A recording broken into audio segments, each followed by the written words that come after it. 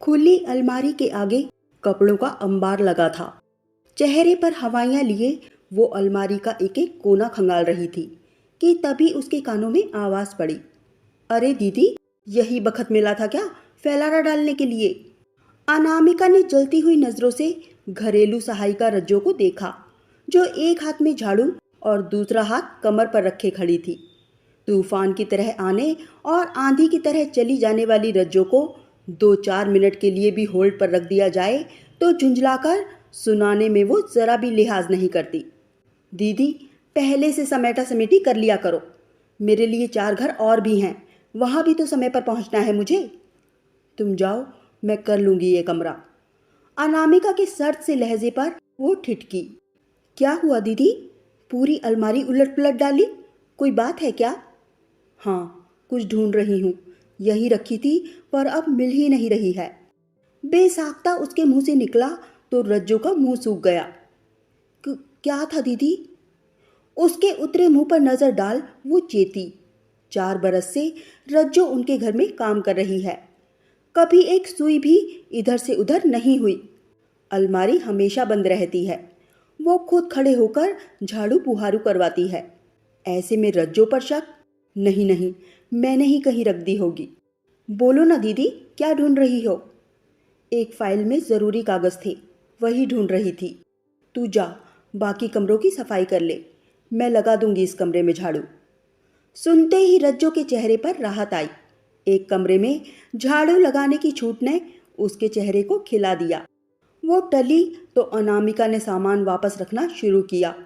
एक एक दराज फिर से टटोले, सामान रखा, फिर उलझा मन लिए वो नहाने चली गई। नहाने के बाद भी ताजगी महसूस नहीं हुई। मन उस हीरे की अंगूठी में अटका रहा जो मिल ही नहीं रही थी। दिमाग बार बार बीते समय में जाकर अंगूठी पहनने और उतार कर रखने के बीच की कड़ियों को जोड़ता रहा, पर अलमारी के लॉकर के अलावा कहीं और रखी हो ऐसा ख्याल ही नहीं आया। वैसे भी अपनी अलमारी और दराजों में वो किसी को हाथ नहीं लगाने देती, पति राजीव और बेटी शिखा को भी नहीं। एक बार फिर से सिरे से खोज शुरू हुई। सारे पर्स, अटैचियां, अगल बगल की अलमारियां तलाश ली। ये वो जगह थी जहां रत्ती भर उम्मीद नहीं थी, फिर भी इस आस में खंगाली गई कि शायद चमत्कार हो और लाल मखमल की डिबिया झलक दिखा दे। पर नाउम्मीदी ही हाथ लगनी थी सो लगी। इन सब में तनाव की वजह से उसका सर फटने को हो आया। अंगूठी की चिंता में एक निवाला तक मुंह में नहीं गया, तो ऐसा होना ही था। शाम को राजीव घर आए तो अनामिका का हुलिया देखकर चौंके। तुम्हें क्या हुआ? सिर में दर्द है। क्यों? अब इस क्यों का क्या जवाब दूं? वो झुंझलाई। दवा ली? नहीं। तुरंत लो। उन्होंने फरमान सा जारी किया तो इस कंसर्न पर समझ नहीं आया कि वो हंसे या रोए। और कोई होता तो पत्नी के सामने दवाई लिए खड़ा हो जाता, हाथ में दवा धर देता, माथे पर मलहम मलने लग जाता, और कुछ नहीं तो माथे पर हाथ रखकर बुखार बुखार चेक कर तसल्ली तो देता। पर उसके अनोखे और मासूम पति को प्रेम के ये चोंचले समझ में ही नहीं आते। कुछ देर वो अनमनी सी बैठी रही, फिर चाय बनाने चली गई। खदबदाते पानी को देखते हुए सहसा उसका मन गीला सा हो आया। दिन भर ऑफिस में बिताने के बाद ये अपेक्षा कि राजीव उसका माथा सहलाएं, ये तो उन पर जाती है। पैसा कितनी मेहनत से आता है। दिन भर ऑफिस में और रातें फाइलों में उलझे बीतती हैं उनकी, तब जाकर वो और शिखा एक अच्छा जीवन बिता पा रहे हैं। चाय लेकर वो आई तो राजीव ने उसके मुरझाए चेहरे को देखकर पूछा, सिर दर्द ज्यादा है क्या? राजीव के आशंकित प्रश्न पर वो ठिठकी, फिर धीरे से बोली, नहीं, सब ठीक है, बस एक बात को लेकर परेशान हूं, जो बताऊं तो। सुनते ही राजीव के चेहरे पर भय तिर आया। उसका हाथ पकड़कर थोड़े घबराए से बोले, शिखा तो ठीक है ना? वो मस्त है। मुझसे ही एक नुकसान की चिंता मत करो, मैंने सुबह ही देख लिया था। गाड़ी के दरवाजे पर तुमने अच्छा खासा डेंट लगा दिया है। अरे वो बात, ये वो सब छोड़ो, नुकसान की बातें कल के खास दिन तक कतई नहीं। वो मुस्कुराए। खास दिन यानी उनकी मैरिज एनिवर्सरी। मैरिज एनिवर्सरी के लिए राजीव का कंसर्न देख अनामिका सोच में पड़ गई। राजीव अमूमन इतने रोमांटिक है नहीं। हमेशा तो मैरिज एनिवर्सरी की प्लानिंग तुम ही करो भाई, जहां कहोगी चल देंगे। कहने वाले राजीव खास दिन की चिंता कर रहे हैं। शायद बेटी शिखा ने इस बार चेताया हो, ख्याल रखना पापा, ख्याल उसकी मम्मी का, आने वाले खास दिन का। दूध का जला छाछ को भी फूंक फूंक कर पीता है, इसीलिए राजीव मैरिज एनिवर्सरी के लिए सतर्क थे। दरअसल कुछ महीने पहले एक और खास दिन आया था और वो था उसका जन्मदिन। उस दिन राजीव देर रात घर आए, वो भी खाली हाथ, बिना उपहार के। हर साल शिखा कुछ न कुछ खरीद कर शिखा और पापा लिखकर दे देती है, पर इस बार न गिफ्ट दिया न समय। उसका मूड खराब देखकर राजीव बोले थे, चलो तुम्हें कुछ खरीदवा दूं, फिर डिनर भी बाहर ही कर लेंगे। पूरा दिन इंतजार करने के बाद रात 8 बजे ये सुनकर अनामिका का पारा चढ़ गया। नतीजा ये हुआ कि ना वो डिनर पर गई और ना ही शॉपिंग पर। वो तो भला हो शिखा का। उसका फोन आया तो सब जान सुनकर उसने हालात संभाले। केक बुके समेत ऑनलाइन खाना भी ऑर्डर किया। अगले दिन राजीव ने छुट्टी ले ली थी। जन्मदिन पर आहत हुई भावनाओं पर मरहम लगाया गया। शॉपिंग, डिनर सब कुछ था, बस वो दिन खास नहीं था। उसी दिन तय हुआ, चाहे जो भी हो जाए, ऐसे खास अवसरों पर ऐसी कोई चर्चा नहीं होगी जिससे घर में कलह हो, नेगेटिविटी आए। सगाई की अंगूठी खो गई है ये पक्का भी तो नहीं, कभी कभी सामने रखी चीज नहीं दिखती। एनिवर्सरी निबट जाए फिर दोनों मिलकर ढूंढ लेंगे। अनामिका के दिमाग में यही सब चल रहा था। क्या सोचने लगी? कुछ नहीं। कल के लिए क्या सोचा है? सोचना क्या है, शाम को मंदिर और रात को डिनर पर चले जाएंगे। डिनर पर कहाँ जाएंगे? जहाँ कहो। अरे, हर साल एनिवर्सरी को लेकर कितना उत्साहित रहती हो, इस बार इतनी उदासीनता। राजीव ने अजीब नजरों से उसे देखा तो उसने अपनी उदासी का सारा दारोमदार शिखा पर डाल दिया। शिखा साथ में थी तो अलग बात थी, अब अकेले में क्या प्लान बनाऊं? ओह, समझा, बिटिया को मिस किया जा रहा है। रुको, अभी करते हैं वीडियो कॉल। अरे नहीं, उसके एग्ज़ाम हैं, अपनी सहूलियत के हिसाब से वो खुद फ़ोन करेगी। मैं एकदम मूड में हूँ, कल डिनर पर पहनने वाली साड़ी निकाल लेती हूँ। कहते हुए वो उठी। साड़ियों के हैंगर टटोलने के बहाने नजरें लाल मखमली डिबिया को ढूंढती रही, पर नतीजा शून्य। लौट कर आई तो देखा राजीव लैपटॉप में डूब चुके थे। राजीव को ऑफिस के कामों में डूबा देख उसका मन गीला सा हो आया। छोटे मोटे नुकसान वो हंसकर टाल देते हैं, पर इतनी महंगी चीज ना मिलने की बात बताए तो जाने कैसे रिएक्ट करे। गुस्सा तो होंगे नहीं, हो ही नहीं सकते, उनकी फितरत ही नहीं है, पर दुखी हो जाएंगे। दुख और चिंता जाहिर करे न करे, पर उसका खुद का मन तो भारी हो ही रहा है कि जिस अंगूठी से उसकी कीमत, भावनाएं, गुदगुदाती यादें जुड़ी हैं, वो गुम हुई तो भला खुद कैसे सह पाएगी। शादी ब्याह, तीज त्योहारों के अलावा वो अंगूठी मैरिज एनिवर्सरी के दिन तो ज़रूर ही पहनी जाती। इस खास अवसर पर तो सुनहरी यादों को जी लेने का जरिया बन जाती वो अंगूठी। दोनों की अरेंज मैरिज में सगाई का वो प्रेमिल पल, जब राजीव ने उसे अंगूठी पहनाई थी, सदा के लिए उसके मन में अंकित हो गया था। सगाई की अंगूठी जिसे पहननी है उसकी पसंद की होनी चाहिए, ये राजीव का मानना था, जिससे वो भी सहमत थी। शादी से पहले अंगूठी पसंद करने ज्वेलर शॉप में उसके साथ उसके मम्मी पापा भी गए थे, जबकि राजीव अकेले आए थे। राजीव ने अपने लिए अंगूठी 5 मिनट में ही पसंद कर ली थी। पापा उसका भुगतान करके ले भी आए, पर अनामिका घंटे भर तक अंगूठी के चयन में उलझी रही। राजीव बड़े धैर्य से बैठे थे। 2 अंगूठियों के बीच मामला अटका था। एक चुनी जाने की कगार पर ही थी कि तभी उसकी नज़र एक और अंगूठी पर पड़ी। इसे निकालिए, उसने कहा तो सेल्समैन धीरे से बोला, ये तो सॉलिटेयर है, महंगा है। ओह, वो चींकी ज़रूर, पर नज़रें उसी अंगूठी पर ही चिपकी रही।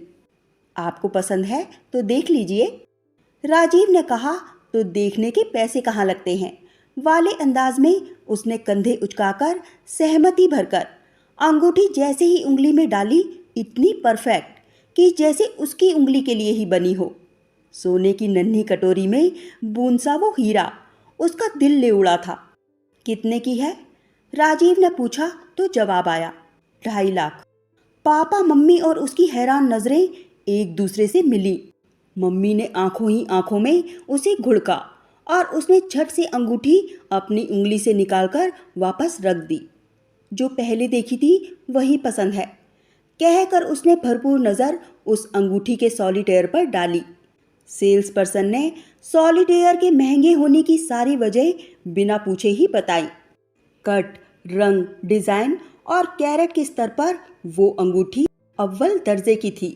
सच, उस सिंगल पीस के हीरे को देख ऐसी फीलिंग हुई मानो दूर चमकते सपनों को बस एक पल के लिए छू लेने का सुकून मिल गया हो। जैसी लहरों की ठंडक को महसूस कर लेना बिना समंदर में उतरे ही। खैर, उस दिन तो वो सॉलिटेयर की जगमगाहट मन में बसाए घर चली आई। सगाई वाले दिन जब उसने अंगूठी पहनने के लिए उंगली बढ़ाई तो वही सॉलिटेयर अंगूठी इठलाती हुई उसकी अनामिका उंगली में विराजमान हो गई। उसकी खुशी से भरी हैरान नजरें अंगूठी पर और राजीव की मुस्कुराती मंत्रमुग्ध नजरें उस पर टिकी थी, और वो पल कैद हुआ कैमरे की नज़र से सदा के लिए।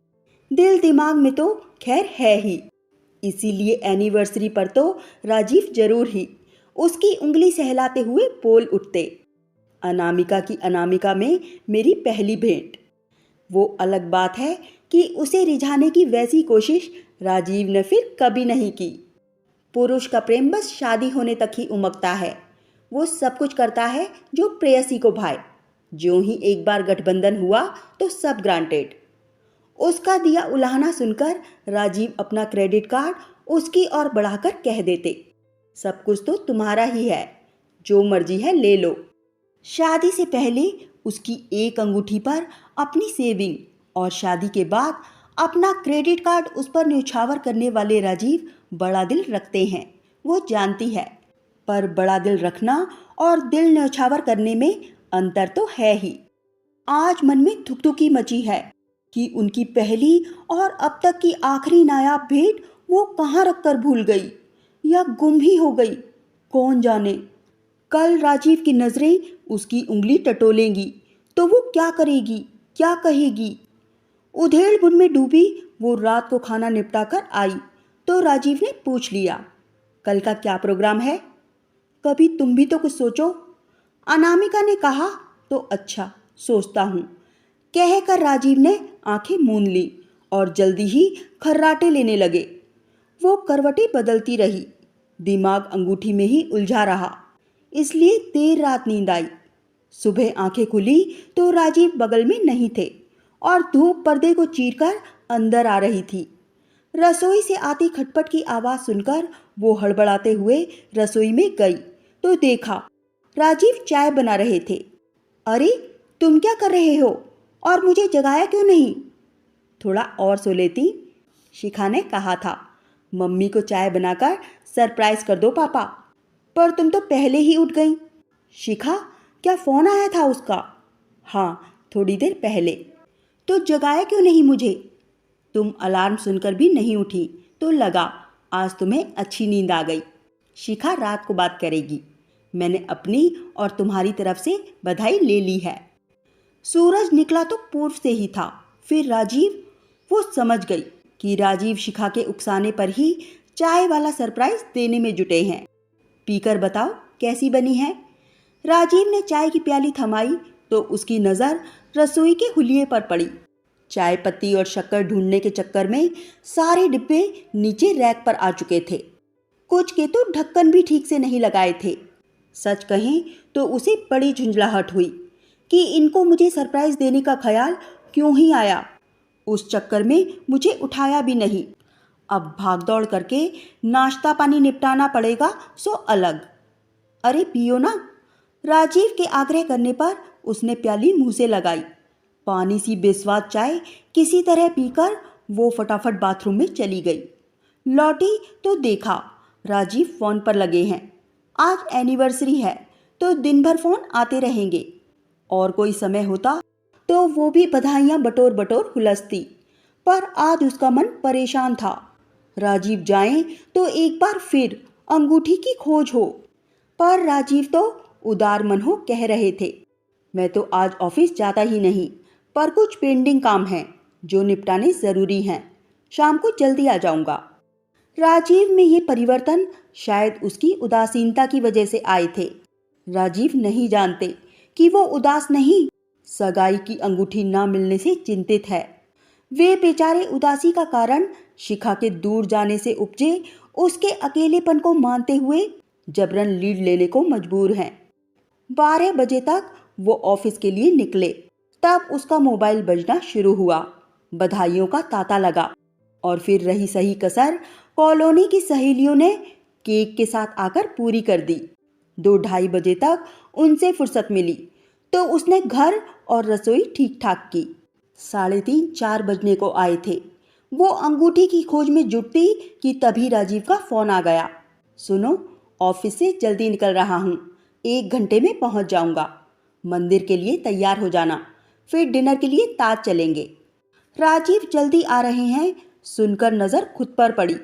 शादी की सालगिरह और इतना अस्त व्यस्त हो लिया। वो बाथरूम की ओर भागी। तरोताज़ा होकर सिल्क का गुलाबी सूट पहना, चेहरा हल्के मेकअप से ठीक किया। शाम को मंदिर से आने के बाद डिनर के लिए तैयार होना है, ये सोच अलमारी खोल ली। साड़ी निकालते निकालते एक बार फिर लॉकर टटोला, पर नतीजा वही शून्य। और तभी डोरबेल बजी। दरवाज़ा खोला तो देखा राजीव खड़े मुस्कुरा रहे थे, कुछ ज़्यादा ही मुस्कुरा रहे थे। स्वभाव के विपरीत उनका ये व्यवहार अनामिका को असहज कर रहा था। चाय बनाने वो रसोई में आ गई और राजीव फ्रेश होने चले गए। चाय लेकर आई तो देखा राजीव ने मुस्कुराते हुए एक लाल मखमली डिबिया उसकी ओर बढ़ाई। नामी ज्वेलर का नाम डिबिया में लिखा देख उसने लपक कर डिबिया ली और खोली तो उसकी आंखें हैरत से फैल गईं। राजीव अनामिका की अनामिका उंगली में अंगूठी पहनाते हुए बोले, सगाई वाली अंगूठी तुम्हारी पसंद की थी, पर ये मेरी पसंद है। एक बार जो देखा तो बस मन अटक गया, कोई और अच्छी लगी ही नहीं। सगाई वाली तो संभाल कर पहनती हो, इसे हमेशा पहने रहना, ये भी हीरे की है। छोटे छोटे हीरो जड़ी अंगूठी वाकई बहुत सुंदर थी। क्यों लाए? कम से कम मुझसे पूछ तो लेते इतनी महंगी चीज लेने से पहले। एकटक अंगूठी देखती अनामिका की आंखें छलकी और स्वर भर्राया तो राजीव चिहुके, अरे इतनी भी महंगी नहीं है, सॉलिटेयर थोड़ी ना है। अरे क्या हुआ, अच्छी नहीं लगी? तुम रो रही हो, पर क्यों, क्या इतनी बुरी है? बुरी तो मैं हूँ, सगाई में दी तुम्हारी महंगी सॉलिटेयर संभाल नहीं पाई। राजीव को हक्का बक्का छोड़ वो रो पड़ी। कल से ढूंढ रही हूँ, पर वो अंगूठी नहीं मिल रही है। ऐसा कैसे हो सकता है? अंगूठी तो अलमारी में ही होगी। नहीं है, कल जाने कितनी बार खंगाल डाली, सारे कपड़े हटाकर कोना कोना छान मारा, पर नहीं मिली। आज देखा, हाँ लॉकर के नीचे वाली दराज देखी, शायद गलती से मैंने। 1 मिनट रुको। आधी अधूरी बात कहते हुए राजीव तेजी से उठे और अलमारी के लॉकर के नीचे वाली दराज खोलकर मखमली डिबिया उठाई और उत्साह से बोले, ये तो रही। अरे पर कल इस जगह भी देखी थी मैंने, तब तो नहीं थी, पर आज। कहते कहते उसकी नजरें राजीव से टकराईं। वो कान पकड़े कह रहे थे, तुम जाग न जाओ, इस हड़बड़ी में कल रात मैंने यहाँ डाल दी, सोचा सुबह लॉकर में रख दूंगा, पर भूल गया। दरअसल कल सुबह नाप के लिए ज्वेलर के पास ले गया था। अनामिका ने अपनी नई अंगूठी देखी, एकदम उसकी उंगली में फिट। ओह, तो नाप के लिए सगाई वाली अंगूठी? नाप के लिए चोरी से निकालनी पड़ी सगाई वाली अंगूठी। तुम हमेशा कहती थी इसकी नाप एकदम परफेक्ट है। क्या करूं, सरप्राइज देना चाहता था, पर क्या जानता था कि कल ही तुम इसकी ढूंढाई शुरू कर दोगी। पर क्यों देना था तुम्हें सरप्राइज? अनामिका के खूंखार अंदाज पर वो सहमता। उससे पहले ही अनामिका उसके सीने से लग गई। ओह राजीव, आप कभी मत देना सरप्राइज। तुम्हारे सरप्राइज ने कल से मेरी सांसें अटका कर रखी हैं। उसके भीगे स्वर से बेचैन हो राजीव बोले, अरे शिखा ने ही कहा था कि पापा कुछ बढ़िया गिफ्ट करना। तुम भी तो हमेशा कहती रही कभी सरप्राइज भी दो, तो सोचा दे ही दूं। तुम जैसे हो वैसे रहो, तौबा करो सरप्राइज से। कर ली। वो कान पकड़े बोल रहे थे, जो सरप्राइज मेरी अनामिका की आंखों में आंसू ला दे, उस सरप्राइज की ऐसी की तैसी। राजीव के सीने से लगी लगी एक बार फिर वो अंगूठी निहार रही थी और राजीव उसे। इस प्यारे पल को कैद करे ऐसा कोई कैमरा उस समय वहां मौजूद नहीं था। फिर भी वो पल कैद हो रहा था उनके धड़कते दिलों में हमेशा हमेशा के लिए। दोस्तों, अगर आपको ये कहानी थोड़ी सी भी अच्छी लगी हो तो लाइक करना मत भूलिए। मिलते हैं एक नई कहानी के साथ। बहुत बहुत धन्यवाद।